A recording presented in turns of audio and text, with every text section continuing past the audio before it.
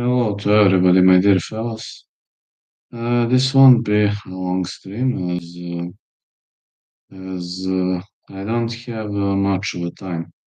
Just came home from work and I'm pretty busy. Unfortunately, these days, construction is taking a lot of time. Also, training MMA, working extremely hard. That is what I'm doing these days. And Ulberg versus Reyes might be one of the trickiest cards I've ever seen. And I didn't have many bets. I will release what I played. Of course, as always, I will release what I played. And I'm gonna tell you one thing. I was thinking about how hard this card actually is, and I have a feeling this card is super, super difficult for betting. Literally, everything that I was thinking of.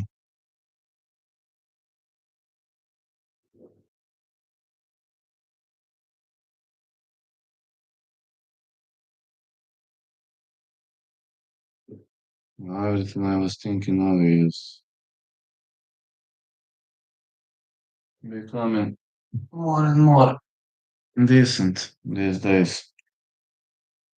If you ask me about Ulberg versus Reyes, hello Mason. I will suggest you to stay away from that fight because that fight is extremely, extremely difficult.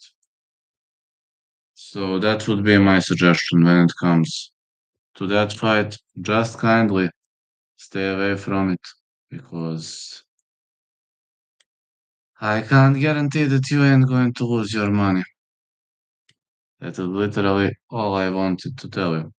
There is no guarantee that you ain't going to lose your money. And I'm thinking of it, and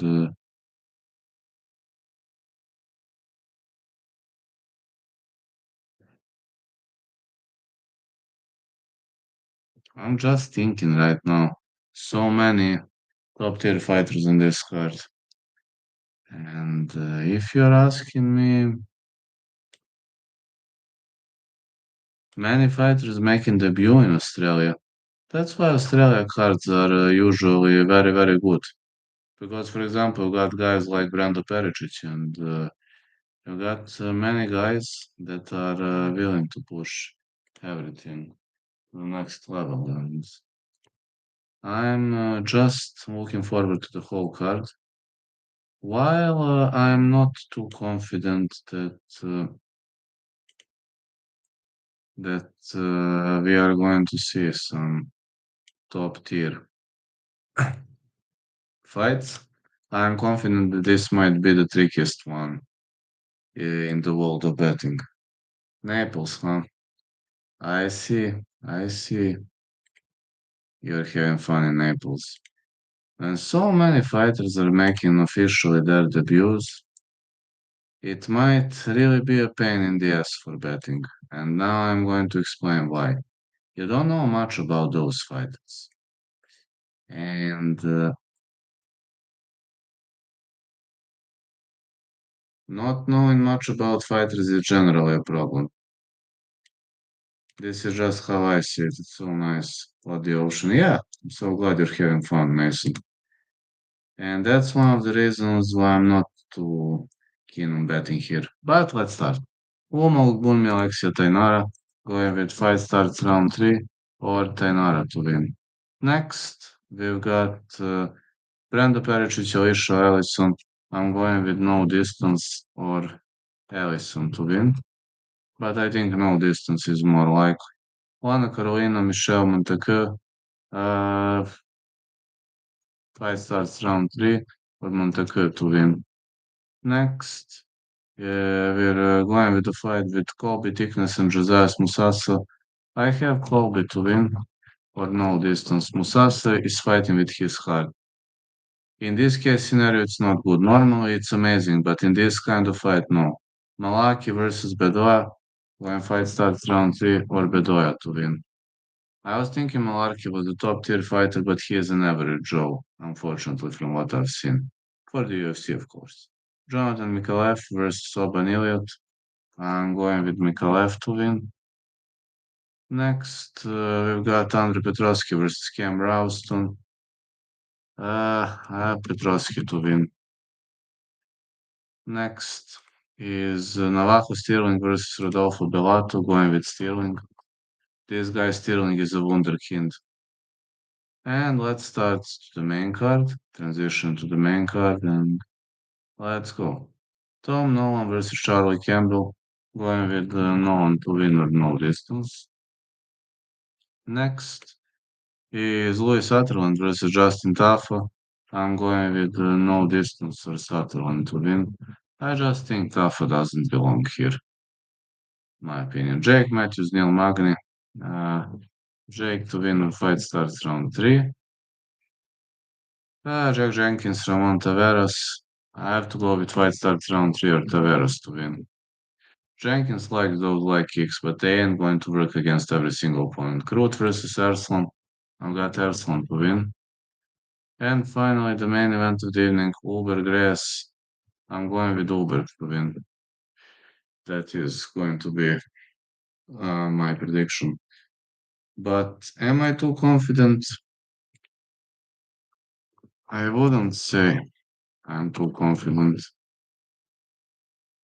about many of those fights. I will tell you now the underdogs, and of course, at the end of the day, I will tell you what I think about the thing you mostly want to hear. And it's, of course, my bets. But let's start with underdogs. Who did I pick from underdogs? Sutherland, Mikhaev, Thickness,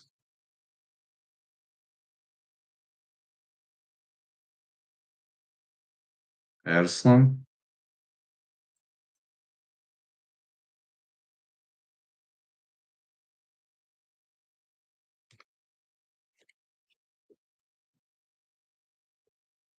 Sutherland, Thickness, Erslan, Taveras, and who else did I call?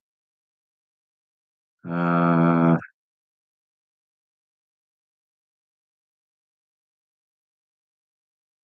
guess Campbell. Bets. This is what you mostly want to hear. Okay. I don't have many bets. That's all I'm gonna say. And believe it or not, I've got only 2 of them. Stealing to win. Sutherland versus Stafford, no distance. I've got only 2 bets. I know that majority of you are going to ask why so little bets. I'm not too confident about those victories and those stuff. I'm really not too confident. Really not too confident about who and how could win. And to some point, I'm having a feeling that those bets are,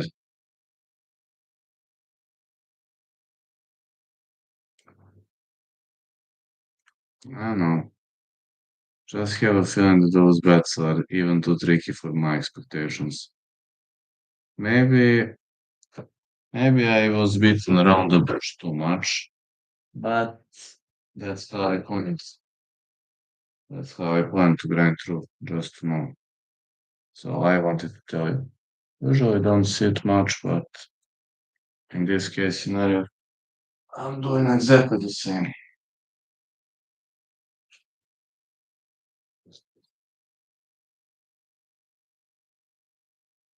I definitely need some sleeping pills. I'm so tired today. Today has been a crazy day, totally. Today has been a totally crazy day.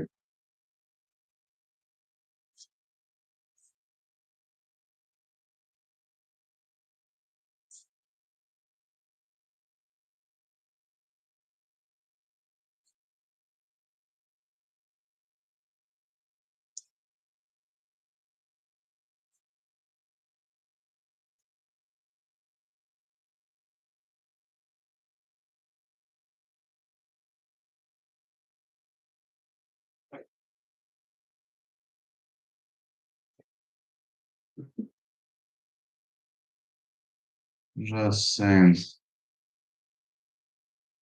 this could be, well, good stuff in general.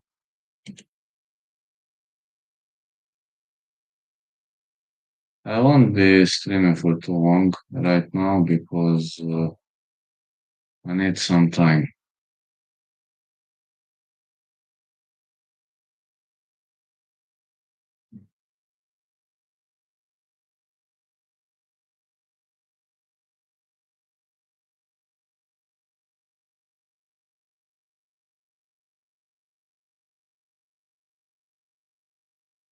I just got,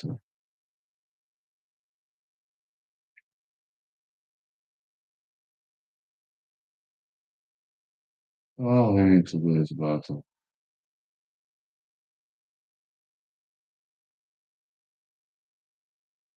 I'm not sure whether Charles Oliveira is ducking Mateusz Gambit. Some people are saying he's ducking.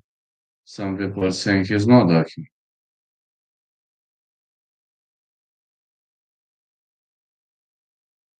Some are saying he's ducking. Some are saying he's not ducking. To be honest, I don't know. Not sure whether he's ducking or not. I really don't know what to say. Because there are some things that I'm unsure of. I would gladly say that he is ducking or not ducking, but in general, I'm not too confident about those expectations. And start with that ducking.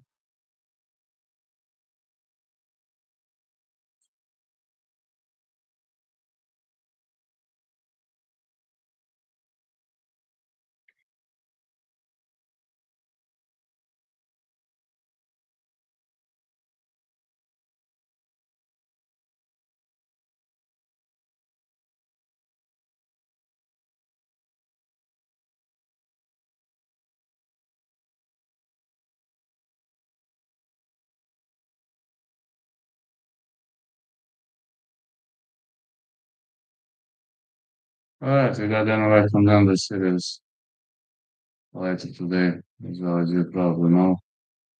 We got it later today. I'm hoping Johnny Barber will get the job done. But the truth is that those guys will never give up. That's the truth. They are typical examples of victim crying pussies who have no balls. Like, man, I told them to come like millions of times to my dojo and they never came. They just make a fake profile, cry, and then try to turn themselves into victims. But I will never talk to them. Very simple. Why would I ever talk to those victim crying pussies? Does it make sense to you? I don't think so. I don't think so. Doesn't make sense to me in the first place.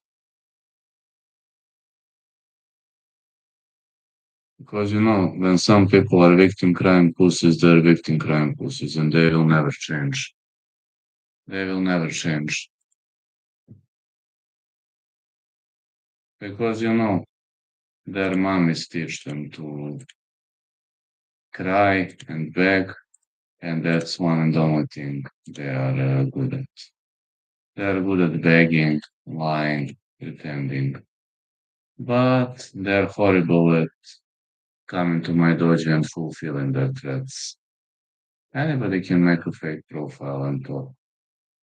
How many of you are willing to fulfill their threats? Not many, I guess. Anyways, I'm confident that this should be it. Going to sleep now, having a lot of obligations tomorrow. But later we might discuss. Good luck. See you.